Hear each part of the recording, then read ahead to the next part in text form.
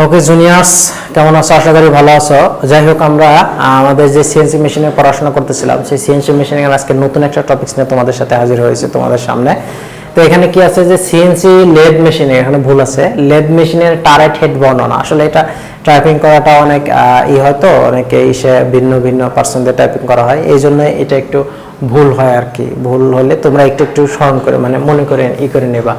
CNC lathe মেশিনের turret হেডের বর্ণনা। আসলে সিএনসি লেদ মেশিনের টারেট হেডটা কিভাবে করা হয়, এটা হচ্ছে আমাদের করব। টারেট হেডটা কি আগে আমরা এটা জানি। টারেট হেডটা হচ্ছে আমাদের একটা হেড, এই হেডের মধ্যে অনেকগুলো টুল, বা এখানে আমাদের এটা কিন্তু টারেট টুলও বলা হচ্ছে।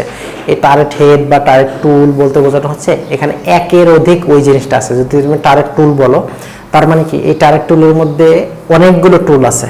টারেট বলতে বহু বোঝানো হচ্ছে এখানে, আবার আমাদের যে জিনিসটা আমরা বুঝি মেশিন টুলসের, তো এগুলো হচ্ছে অনেকগুলো যে আছে, একের অধিক আছে, ওগুলোকে বলা হচ্ছে টারেট। দুইটা থাকলে টুইন টারেট, তিনটা থাকলে ট্রিপল টারেট, অথবা মাল্টি টারেট বা শুধু টারেট বলা হয়।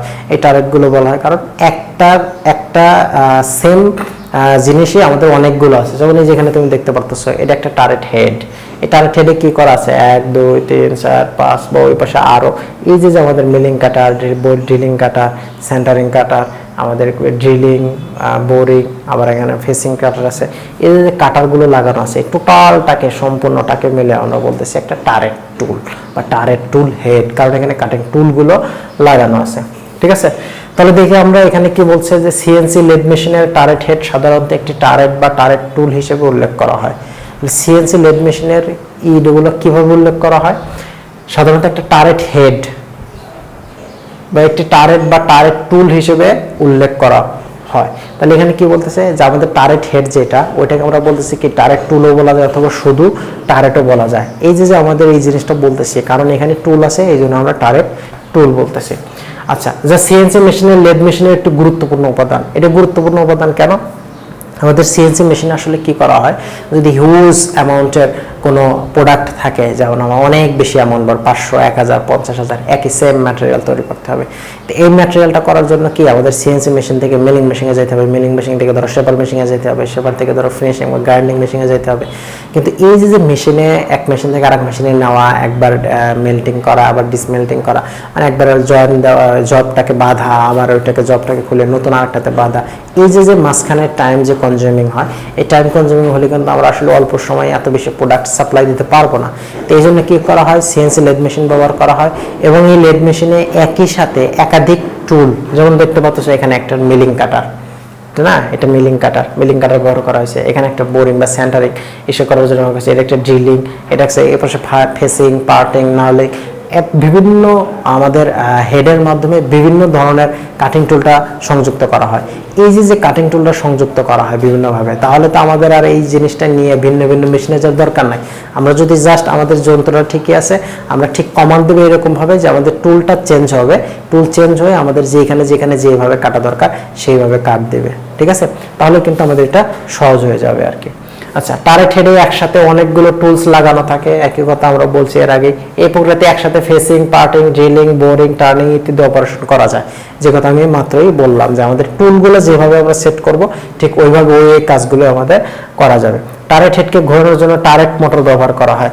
এই যে টারেট হেড আছে, এই হেডটা আসলে এটাতে কাজ করা হলো, সাপোজ ধরো এর কাজ করা হলো, কাজ করার সময় আমি কি করব, আমি ভিতরে মুভমেন্ট করে রেখে দেওয়া হবে, মানে অল্প করে রাখা হবে। তাহলে এটার জন্য আবার ধরো টারেটটা এটা থেকে কাজ করে আমি এইটাতে যাব, এটাতে এই যে আমাদের করা হচ্ছে, আমাদের এখানে মুভমেন্টটা করা হচ্ছে, মুভমেন্টটার জন্য কিন্তু আমাদের কি ধরনের মোটর ব্যবহার করা হয়? টারেট মোটর, যেটা আসলে এই মোটরটা এই টারেটটাকে ঘুরিয়ে দেবে, ঘোরাবে, এটাকে বলা হচ্ছে টারেট মোটর। আচ্ছা, এই প্রক্রিয়াতে একটি অপারেশন শেষ হলে টারেট হেড পিছনে চলে আসে এবং পরবর্তী অপারেশনের জন্য সঠিক অবস্থান নিশ্চিত করে। দেখো, এই কাটটা এইখানকার একটার যদি আমার কাজ শেষ হয়, কি করবে? এটা পিছনে চলে যাবে, এর পরবর্তীতে আবার এটা আসবে, অথবা এটা ঘুরে যাবে, ঘুরে পিছনে চলে যাবে, তারপরে এই অংশটা আমাদের আসবে, এইটা আমাদের দ্বারা কাজ হবে। এবং ওইটার সেট আপ কিন্তু আমাদের ওই রকম ভাবেই হবে। ওইগুলো আসলে সেট আপ কীভাবে করে, টুলগুলো কীভাবে মুভমেন্ট করে, এগুলো কিন্তু আমরা দেখবো আমাদের অন্য যদি সামনে আমাদের সুযোগ হয়, ইনশাআল্লাহ আমরা এগুলোও দেখবো যে আসলে কীভাবে টুলটা চেঞ্জ করে, কীভাবে এটা মুভমেন্ট হয়। ঠিক আছে, প্রোগ্রামগুলো কেমনভাবে করা হয়, এগুলোর মাধ্যমে কিন্তু আমরা এটা দেখতে পাবো। ঠিক আছে, আচ্ছা, তাহলে এই ছিল আমাদের টারেট হেডের যে বর্ণনাগুলো। এখন এই টারেট হেডে আসলে কি কি যন্ত্রাংশগুলো থাকে এগুলো যদি আমরা একটু দেখি। টারেট হেড, একটা টারেট হেডে আসলে কি কি থাকে, যেমন একটা টারেট বডি থাকে, একটা টারেট হেডের মাধ্যমে যে অংশগুলো থাকে সেগুলো নেওয়া যায়। টারেট বডি থাকে, টারেট বডি বলতে আমাদের এই টারেট যে এইগুলো লাগানো আছে, এই টোটালটা যার সাথে লাগানো আছে এটাকে বলা হচ্ছে আমাদের টারেট বডি, ঠিক আছে। আচ্ছা, টুল হোল্ডার, এখানে একটু প্রবলেম হয়, ভুল আছে, টুল হোল্ডার হবে। টুল হোল্ডার বলতে এই যে যেটা টুলকে ধরে রাখছে, একদম টুল হোল্ডার টুলকে ধরে রাখছে, আর এই টুলটা যার উপর বসে আছে এটাকে বলা হয় টুল পোস্ট, এটাকে বলা হচ্ছে টুল পোস্ট। এটা কিন্তু এই অবস্থায় না থেকে ভার্টিক্যাল অবস্থায়, হরিজন্টাল অবস্থায় থাকতে পারে। হরিজন্টাল অবস্থায় কি, ধরো দুইটা এরকম মুভমেন্ট আছে, ভিতরে দিয়ে আমি উপরে স্ক্রু দিয়ে আটকিয়ে দিয়েছি, এরকম অবস্থাতে কিন্তু এখানে থাকতে পারে। টুল হোল্ডার আছে, টুল পোস্ট আছে, যেটা টুল হোল্ডারটা যেখানে বসবে। আচ্ছা, ইন্ডেক্সিং মেকানিজম, ইন্ডেক্সিং মেকানিজমটা কি, আমাদের মিলিং মেশিনে দেখো, মিলিং মেশিনে যে আমাদের এই যে মিলিং কাটার আছে, এই মিলিং কাটার আসলে আমরা কি করি, আমাদের ধরো একটা হেক্সাগোনাল নাট, মানে একটা নাট আছে যে নাটের 6 পাশে আমাদের ষড়ভুজ আকৃতির করা আছে, হেক্সাগোনাল নাট। আবার ধরো তোমাদের চতুর্ভুজ বা এই আয়তাকার, এই যে যে এই শেপগুলো আছে, অষ্টভুজ, বৃত্তাকার, আবার আমাদের বিভিন্ন শেপে কাটতে হয়। এই কাটগুলো সমানভাবে যে কাটবো, আমি 6টা পার্ট সমানভাবে ডিস্টেন্স আমি মুভমেন্ট করে করে কাটবো। এটা কাটার জন্য আমাদের কি, আমরা যদি ম্যানুয়ালি কাট দিই, একটা বড় হয়ে যাবে এক পার্ট, আর এক পাশে ছোট হয়ে যাবে। ষড়ভুজের 6টা কি হবে না, সমান হবে না, একটা নাটের 6টা সমান হবে না, একটাতে অংশ কিছু থিকনেস বেড়ে গেল, একটাতে থিকনেস কমে গেল, এইভাবে কিন্তু সেট আপ করা হয়, মানে করে হয়ে যেতে পারে।